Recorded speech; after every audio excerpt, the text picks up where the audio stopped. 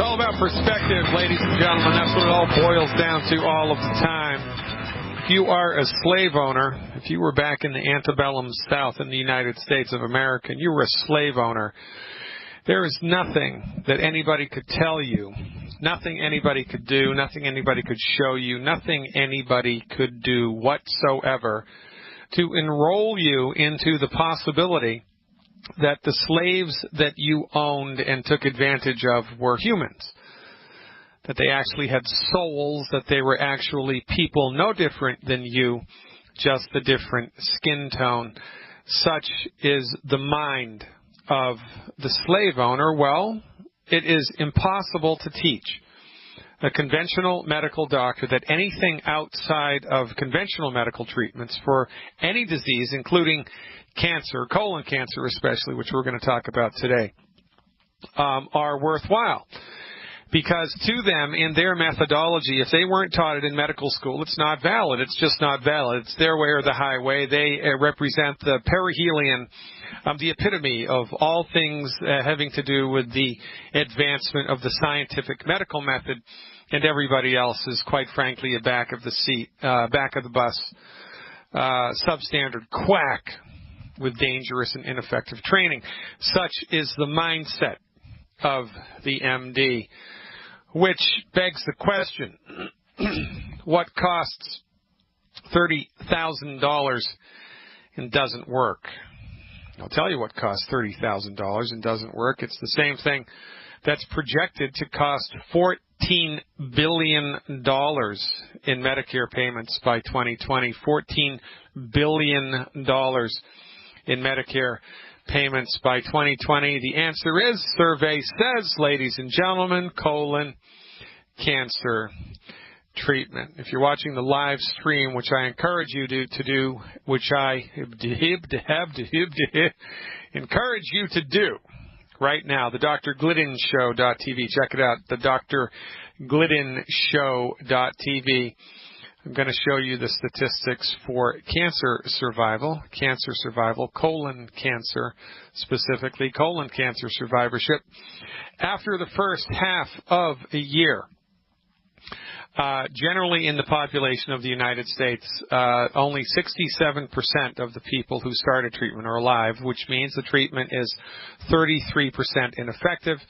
That's 33 people out of 100 die from colon cancer within the first 5-6 months, the first half of a year. Within the first year, 49% of the people who had attempted treatment, 49% of people who had gotten on board, followed the advice of the MD, and spent all of this money on chemotherapy and surgery, because rarely do they do radiation for colon cancer. 49% are dead. By year 1.5, 60% are dead. By the second year, 69% are dead. By the third year, 80% are dead. By the fourth year, 86% are dead. And by the fifth year, 89% of the people who started the treatment are dead. The treatment costs about $30,000 per patient. Can go upwards of $120,000 per patient. 136,000 people in 2014 in the United States are projected to get colon cancer. And what do we have to show for it?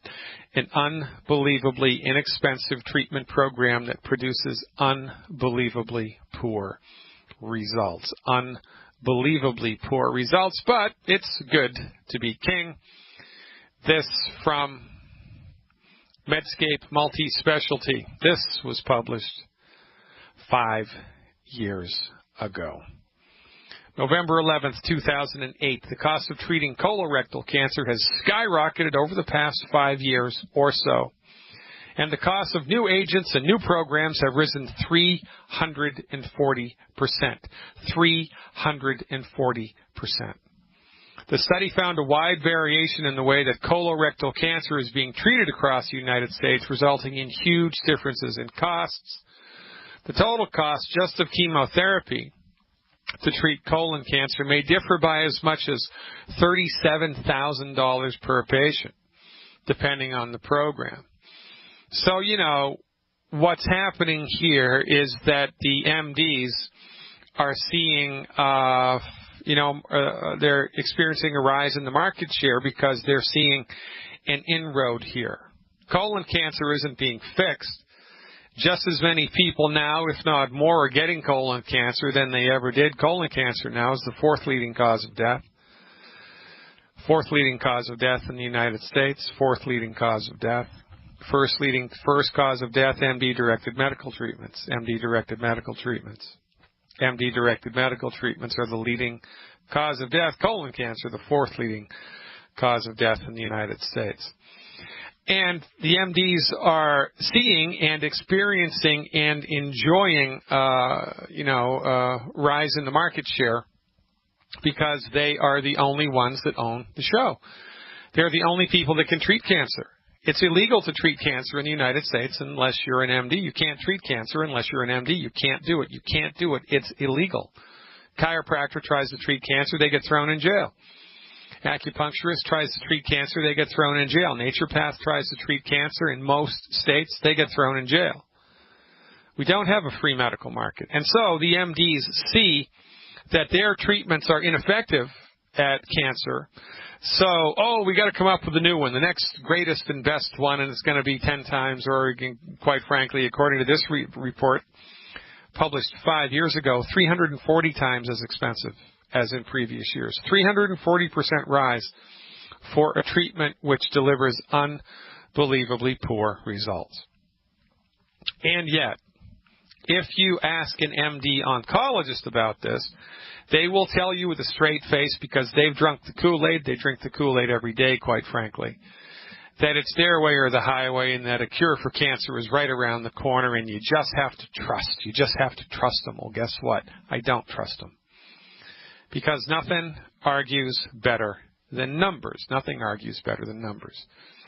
An 89% failure rate is unacceptable. An 89% failure rate is unacceptable. Well, if it only costs $1,000, I'm okay with that.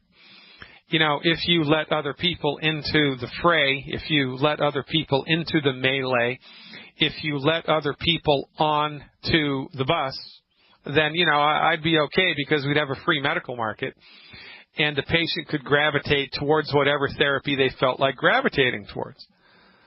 Money wouldn't be as much of a hindrance as it would now, because there'd be competition in the marketplace and things would even themselves out, right? The same reason that everybody can afford a personal computer now, but when personal computers first came out, only the very few could afford them. Same with cell phones. Remember those giant cell phones that only millionaires had? Right, it looked like a World War II walkie-talkie with a 6-foot-long antenna. Remember those? Only a handful of people had those, right? You looked at the limousines going by with that little chevron on the back. The antenna for the car phone. Remember that? Oh, isn't that great to have a car in the phone? Remember that? 20-somethings don't know what I'm talking about, but those of you of my generation know exactly what I'm talking about. It was a rarity to have cars and phones. Now it's everywhere all the time, and relatively speaking, affordable for most people. Well, if we had a free medical market in the cancer field, it would be affordable, but it's not, because we don't have a free medical market. Now, why do you think we don't have a free medical market?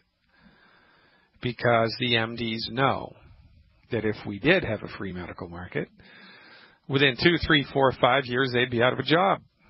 Because if you put my therapeutics up against an MD's therapeutics for any chronic disease, I win, and I win every time.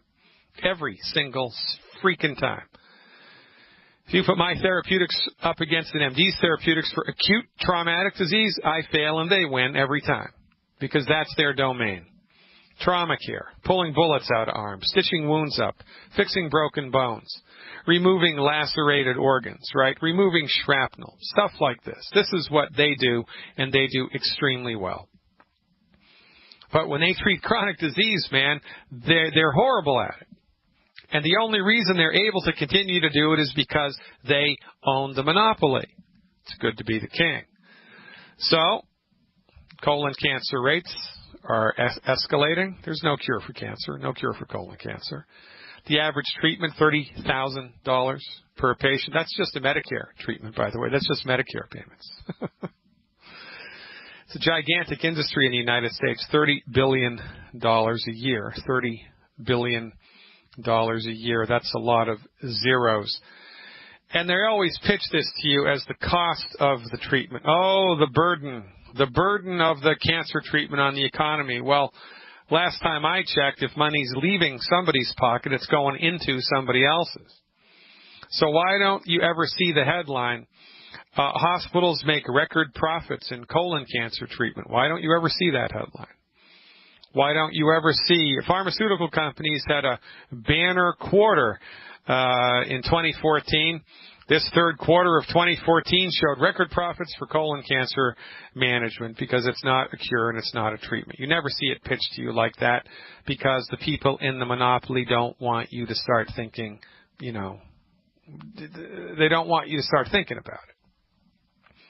They want you to think the way they want you to think about it, which is why they put, fluoride in the water. Fluoride has been proven to lower IQs. Fluoride has been proven over and over again to lower IQs. Why do you think they fluoridate the water? For tooth decay? No. It's in order to perpetuate the myth. Don't question the doctor. For heaven's sakes, they're way smarter than you. All those Latin terms that they use. You don't have colon cancer. You have,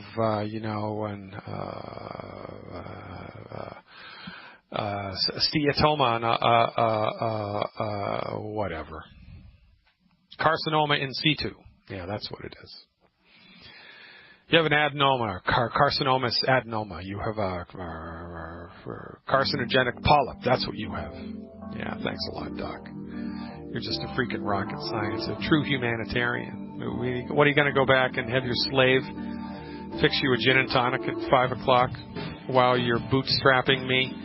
You're making me unbelievably bankrupted by your unbelievably ineffective treatment strategies, and you don't let anybody else onto the playing field? Yeah, you're a peach of a human being. Fire your medical doctor now. Go to freedoctorbook.com, freedoctorbook.com, freedoctorbook.com right now. Download my book. Get it for free. I'm giving my book away. I'm giving my whole freaking book. I'm giving it away. You can still get a hard copy. Well, it's a soft copy. You can go to drglidden.com, click on the store button and get my book. Amazon.com will print it and show it to and ship it to you. But if you want to start reading it now, go to freedoctorbook.com and download it. It's free. And in my book, I have a chapter on cancer. There are 10 questions that every cancer patient needs to ask their oncologist in the presence of a witness and a recording device. And if every cancer patient in the world asked their oncologist these 10 questions in the presence of a witness and a recording device, very few people would get on board with conventional cancer treatment because it doesn't work. And this isn't my opinion. For goodness sake, snap the freak out of it. We're not opposed to conventional medicine. We're opposed to medical therapeutics delivered by anybody that don't work, and which, to boot, are expensive and, cause cancer. Oh, yeah, well, that's good. Yeah, let's do that. Let's get on board with the chemotherapeutic treatment, which is going to be 89% ineffective after 5 years. It's going to bankrupt me, and it's going to cause cancer. Yeah, let's do that. It's a good idea. The guy in the white coat told me to do it. I'm in the middle of this multi-million-dollar high-tech facility. Everybody around me's doing it. What am I? The odd duck? Oh, no. Can't be the odd duck. Okay, Doc, I'm going to bend over, and you're going to give it to me.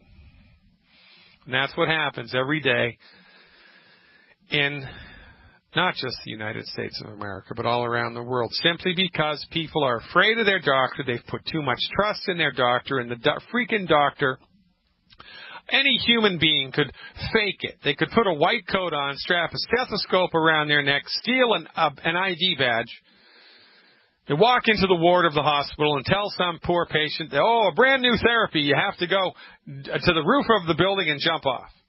And that's going to cure your asthma. Guaranteed, it's going to cure it. And, you'd get a great number of people to do that because everybody trusts the doctor. Why does everybody trust the doctor? Because we've been socialized to trust the doctor. Why have we been socialized to trust the doctor? Because it's good for business. It's the same reason that the American Medical Association and the Codex Alimentarius and the pharmaceutical industries around the world don't want anybody else to practice medicine besides the people that dispense drugs. It's as plain as the nose on my face. Drugs are not bad and evil. Guns are not bad and evil. For goodness sake. If you live in the United States of America, guns are why you're not speaking British. If you live in the European Union, guns are why you're not sprechen Sie Deutsching. It's not the gun, it's how it's used. It's not the drug, it's how it's used. MDs use drugs based on an allopathic reductionistic medical model. Allopathic reductionism is horrible. It is an outdated, old-fashioned, inconsistent therapeutic which is completely out of step with how the human body really works and the real nature of the pathogenesis of disease. But MDs have their heads so far up their behinds and are so chock full of arrogance and hubris that even when their therapeutics harm us, even when their therapeutics fail us, even when their therapeutics bankrupt us, and even when their therapeutics kill us, they wash their hands and sleep soundly at night because they think that it's their way or the highway. If they do. They're like the slave owner. What are you talking about, slaves or people? Whatever. And these are the people that now in the United States, the government wants us to write a check to have access to their insanity every month. In Canada, you're screwed. You've been screwed for years. In the European Union, you're triply screwed. Because not only is it socialized medicine and they take money right out of your paycheck without, giving you the choice, but they also don't allow you to get vitamins over the counter that are of any therapeutic value. All that they offer over the counter in the European Union are weak anemic vitamin and mineral and nutritional supplements. It's ridiculous. You've been screwed twice.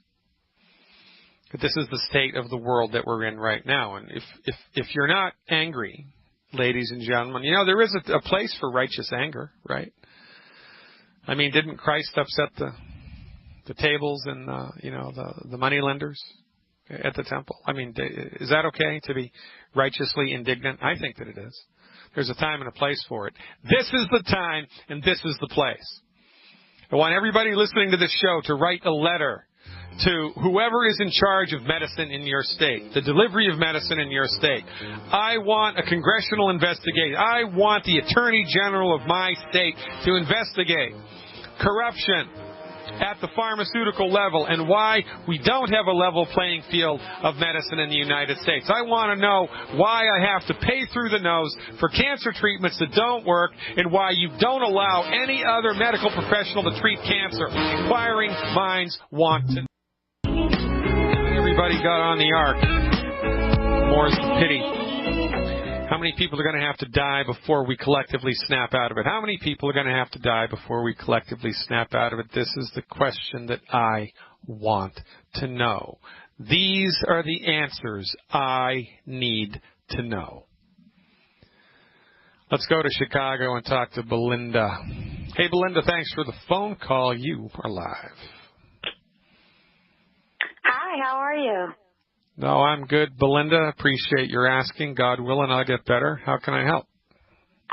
My mom was diagnosed with Sjogren's syndrome, and it's affecting her skin. She has really bad acne.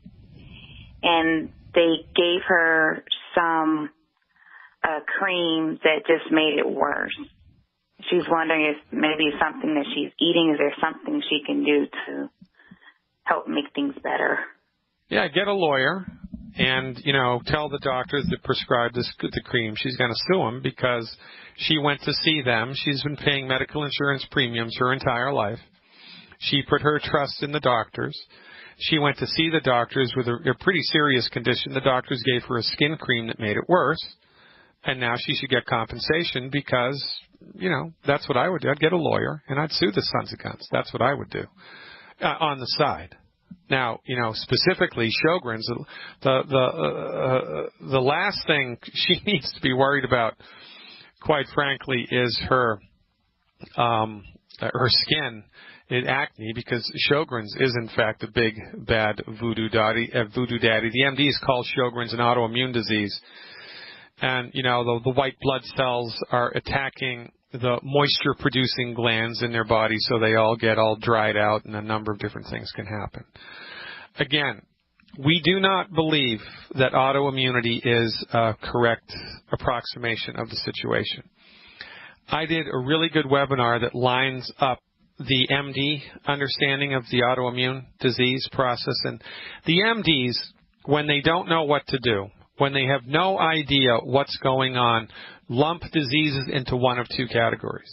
It's either genetic or it's autoimmune. Whenever you hear an MD tell you that your condition is genetic or your condition is autoimmune, you should be suspect. The red flags should go up, and you should be very, very, very suspicious of what they say next. Because it's presumptively genetic, it's presumptively autoimmune. It's never been proven either way. And quite frankly, if these conditions were genetic, we wouldn't be able to fix them. And we see resolution of these things all of the time.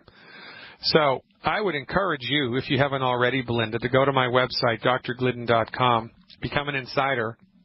It's $25 a month. You can cancel at any time. Quite frankly, we give you a 7-day window where you can get your money back. And go into the archives of your insider subscription and pull up the webinar that I did on autoimmune disease. Watch it with your mom.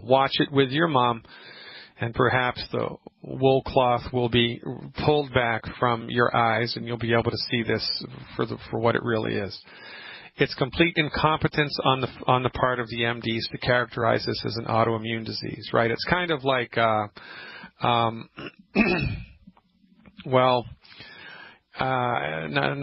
metaphor escapes me at the moment, but when it's reality by consensus, when 1,000 MDs all agree that it's an autoimmune disease, then it's an autoimmune disease, even though there's not evidence there to support it 100%. So we believe that the antibody, which is present in the blood, is a result of the disease. The MDs believe that the antibody in the blood is the cause of the disease. And they can't tell you why. Somehow the immune system of the body just woke up one day and decided to attack its sweat-producing glands. Yeah, that sounds like a good idea, Doc. I'm pretty sure that's what happened. That's what they think. That's their ideation. They have no idea how that could happen. We see the antibody as doing a different job in the body. We see the antibody as a result of the disease rather than as a cause of the disease. And so what we recommend when anybody has any type of a quote-unquote autoimmune disease, we recommend they get a general, across-the-board medical nutrition support with targeted support for the immune system. And how do we do that? Well, the recommendation would be, number 1, eliminate the 10 bad foods. Number 2, get on board with a baseline foundation medical nutrition program. The best way to do that, in my opinion, based on 25 years of clinical experience, is 1, Healthy Body Start Pack 2.0 liquid. 1, Healthy Body Start Pack 2.0 liquid. 2 bottles of Ultimate Selenium. 2 bottles of Ultimate Selenium. 1 bottle of plant-derived minerals. And 1 bottle of Immortalium per 100 pounds of body weight per month. 100 pounds of body weight per month. Per 100 pounds of body weight per month. If I were her, that's what I would do for the next 3 months. Now, if acne is a problem, then you can give the Sweeties into the bargain. 1 bottle of Sweeties. Because from our point of view, the vast majority of the time when you see acne present in anybody's body, whether they have an autoimmune disease presumptively or not, it's because they have a problem metabolizing blood sugar. So we give sugar support. Clean up the diet, and guess what? The skin gets better.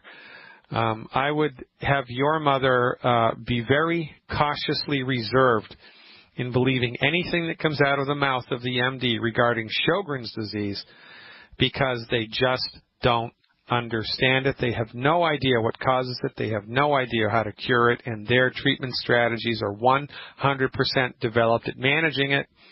And the drugs that they're going to recommend, the treatment strategies that they're going to recommend your mother get, will in fact make her worse over time, because they're not going to get to the root cause of the disease, and then she's going to be SOL, and then she's really not going to be able to get her money back, and that's going to be an even bigger bad or voodoo daddy.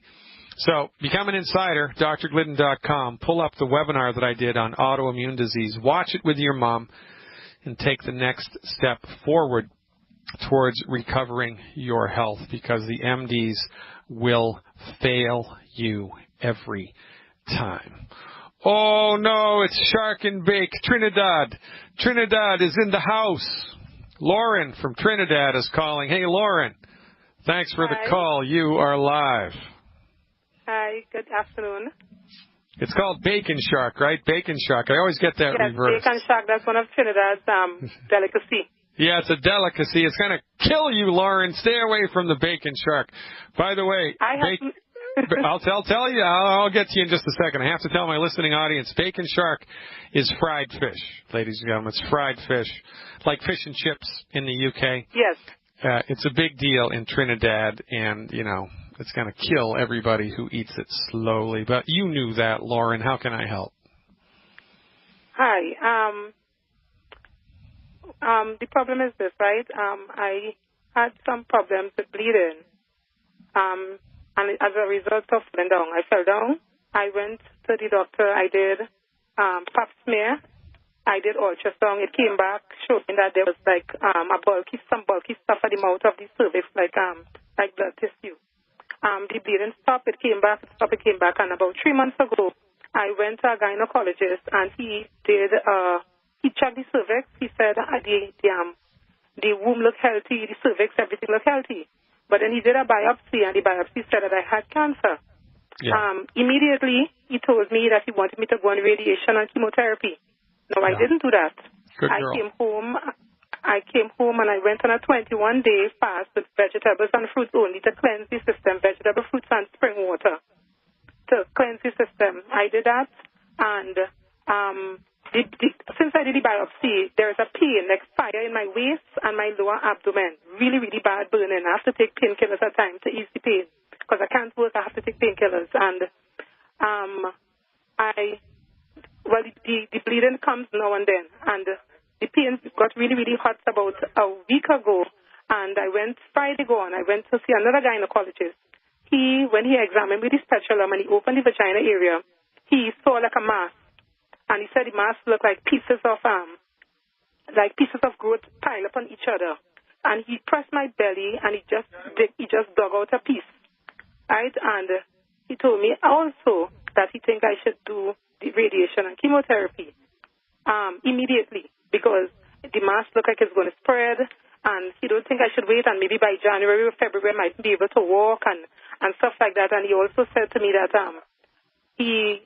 after that I came home, I started bleeding more, and the blood, it was black, and it smelled awful. It is stink, really, really, really, really awful. That's what is happening right now. Very awful bleeding. Whatever blood comes down, it's slow down now, but whatever discharges are discharged. Sometimes it's dark in color, sometimes it's light pink in color, but it's very, very awful in smell. So I'm using salt. I'm using salt and warm water, and just a douche. I'm using that to help the douche to ease the descent, but it's not really doing anything for me. Yeah. So I called this to see what advice you can give on the situation, right? Because I don't want to do the chemotherapy, and what I was told, the problem will get worse, and it's getting worse because. Well, chemotherapy wouldn't fix this problem anyway. So, you know, there's no harm and no foul in not doing it. I mean, the medical doctor might as well have told you to stick 2 electrodes between your temples and turn them on. That's going to be a treatment. Well, that's not going to work either. So, we need to. The problem that we're up against here, Lauren, is that the only treatments that we have for cancer in the world are anecdotal treatments, because it's the rare doctor that's not an MD that's going to be even allowed by law to treat cancer anywhere in the world. There aren't that many alternative cancer treatment centers that even exist in the world, and so all that we have to go by here is anecdotal evidence from the field about what works. So, in the context of this radio program, I can't treat cancer. But I can tell you what I would do if I were you in order to support and promote your body's ability to optimize this. There's a doctor in India named Ramakrishnan, Ramakrishnan. Do a Google search, Ramakrishnan Cancer Homeopathy. HOM like Mary, EOPATHY. Ramakrishnan Cancer Homeopathy. And I would get an appointment with Dr. Ramakrishnan. That's what I would do if I were you. I believe he does. He sees people, through Skype and at a distance. That's what I would do if I were you from a homeopathic point of view. He has really good results with this. To support and promote healthy reproductive organs, I would order from the United States something called the Vag Pack, VAGPAK, Vag Pack, VAGPAK, and I would apply it as directed on the label. And for general all-around nutritional support, I would do, how much do you weigh? What's your body weight? About 140, 142. Okay, so I would do one Healthy Body Start Pack 2.0 liquid, one Healthy Body Start Pack 2.0 liquid, 4 bottles of Ultimate Selenium, 2 bottles of plant-derived minerals every month, and as much Z-Radical as you can afford. As much Z-Radical as you can afford. You can afford 1 bottle a day, do it. That's 2 bottles of plant-derived minerals. 1 bottle of plant-derived minerals, 2 bottles of selenium, 1 Healthy Body Start Pack 2.0 per 100 pounds of body weight per month. Every time I hear that music, it reminds me that for most people in the listening audience, the recovery of health does seem like an impossible mission impossible. It seems like it's appropriate music for this show. Because everybody in this freaking world has drunk the Kool-Aid that the MD is the king, the undisputed God and emperor of medicine. And you don't think you've drunk that Kool-Aid? You don't think you've drunk that Kool-Aid? Well, when push comes to shove and you have a 9-month-old child that has a fever, what are you going to do? You're going to call Dr. Glidden? No, you're going to call the doctor. You're going to go to the MD. You're going to go to conventional medical route. When, your wife's heart starts to beat erratically, what are you going to do? You're going to go right to the hospital. Right? This is what you're going to do. This is what we've been enculturated to do. So even those of us who know about we've drunk we've swallowed the red pill and we've snapped out of the matrix and we understand.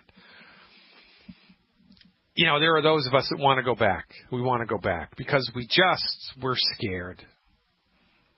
And your fears are preyed upon. Your fears are preyed upon. Your fears are preyed upon by conventional medicine. Maybe it's on purpose, maybe it's by default, but there it is. When push comes to shove, people go to the MD, even though the MDs fail us all of the freaking time. Let's go to Boston. Yeah, what's up in there, Beantown there, Daniel? How are you, Dr. Glidden? Pretty great, Skipper. How's it going up there? Everything is great. Right. I was calling, I don't know if you remember, but I called a couple of weeks ago with my fiance. He has stage 4 glioblastoma. And I was told to call to kind of give you an update about what's going on. Okay, so, I'm sitting down and I'm all ears, and we've got 3 minutes left in this segment. I'll give them all to you. Awesome. So within the 3 weeks that he's been on longevity and all the supplements that you recommended me to give him, which is the Healthy Body Start Pack 2.0 liquid, selenium, 4 bottles of Z-Radical, Renew IQ, Ultimate Daily Tablet, and the plant-derived minerals, 1 bottle of that. He was paralyzed on his left side. He's now able to move his fingers, give me thumbs up, tell me which ones are his index, middle finger, and pinky. He's able to move his left leg. He's able to eat and drink now because he has a PEG tube, so I was giving him the proper nutrition, not the junk that they were giving me in the hospital, which I argued with them, and they, argued with me and tried to force me to give it to him, but I refused. and I started giving him the correct fruits and vegetables blended in the peg tube. He's now able to eat and drink on his own. He can tell me when he wants to eat. He can tell me when he wants to drink. So I just wanted to call and give you an update and just thank you for that. How long has this been? He's only been on longevity for 3 weeks now. 3 weeks. And all of this stuff happened because of the glioblastoma, or all of this stuff happened, all of the paralysis stuff happened because of the treatment? It happened because of the treatment. They kept telling me, oh, it's because of the tumor, it's because of the tumor. But before he had any of the treatment, he was still able to walk. He was still able to move. Now he's bedridden, you know, with the exception of him trying to get up now to try to get up and move. But yes, from the treatment, he lost all his hair. He lost vision, which was hard for him. He went from, you know, knowing names to not knowing anybody at all. And now, you know, when you talk to him now, when you tell him, okay, who is this person, he can tell you their nickname. You know, so it's, you know, he's progressively getting better, which is awesome because, you know, I knew there could be a way. I just needed to find the way. Man, you know, I love testimonials like this. Now, can you imagine, you're awesome, by the way, number one, for, you know, trusting me enough to do this. And, for, you know, number two, for being open-minded enough to look for something else than, you know, popping out of the matrix and seeing that there is, in fact, another way. But can you imagine if there were, you know, 1,000 more doctors like myself around the world and we could treat cancer legally? Can you imagine what type of results we'd get?